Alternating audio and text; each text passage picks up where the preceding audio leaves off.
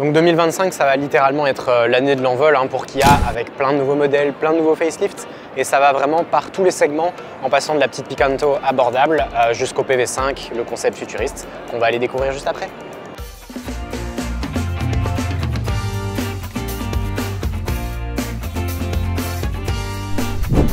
Donc il y a 3 ans, en fait, Kia sortait l'EV6 qui est vraiment venu bousculer le monde de l'électrique, puisque elle est venue vraiment se mesurer au plus grand, donc c'est-à-dire la Tesla Model 3 ou encore la Polestar 2 qui sont vraiment les modèles phares ici en Europe.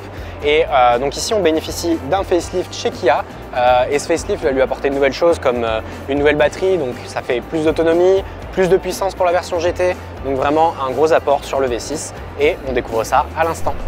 Ah oui, du coup on reconnaît ce facelift surtout avec la face avant et la nouvelle signature, la nouvelle face signature de chez Kia qui s'appelle la Star Map. Si vous trouvez le V6 ou le V9 trop grande, Kia a une excellente nouvelle pour vous parce qu'on dévoile aujourd'hui le V3 qui est le petit frère de la gamme. Donc bien qu'elle soit plus petite, le V3, là où elle est vraiment intéressante, c'est que dans sa version long range, elle va proposer jusqu'à 605 km d'autonomie, donc c'est plus que le V6 ou le V9, et ça promet. Et en fait, c'est pas pour rien qu'on lui avait décerné le prix d'Espoir 2025 chez Autofans. Bon, si vous avez encore le track avec les électriques, pas de souci, Kia propose encore ses classiques avec cette petite citadine essence abordable, c'est la Picanto, qui bénéficie d'un très beau facelift.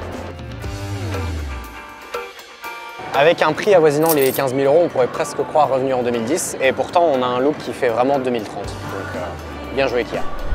Bon, de base chez Kia, on aurait plutôt tendance à mettre le V9 électrique sous les feux de la rampe, mais on peut rappeler quand même que l'outsider c'est vraiment ce Sorento, un gigantesque SUV familial disponible en hybride rechargeable, bon on n'ose pas trop le dire, mais également disponible en diesel.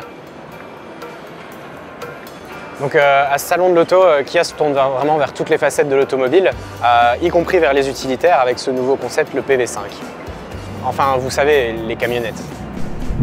Donc ça, c'est vraiment un des signes avant-coureurs. Et d'ailleurs, cette PV5, ça ne sera pas qu'un concept, puisqu'elle va être commercialisée cette année, avec une motorisation 100% électrique, et elle sera disponible en plusieurs versions. Donc on aura une version familiale, une version utilitaire, et même une version châssis cabine, en fait, pour pouvoir transporter tout ce que vous voulez. Donc c'est pas tout pour les nouveautés sur Kia. Sur ce salon, on a encore des modèles classiques. On a le Sportage, on a la Niro, on a la Stonic, on a aussi la Ceed. Et on se dit que c'est pas les seules nouveautés que Kia nous réserve cette année. Mais en attendant de les découvrir, vous pouvez toujours aller voir le V3 juste ici, ou notre essai de la Picanto juste ici.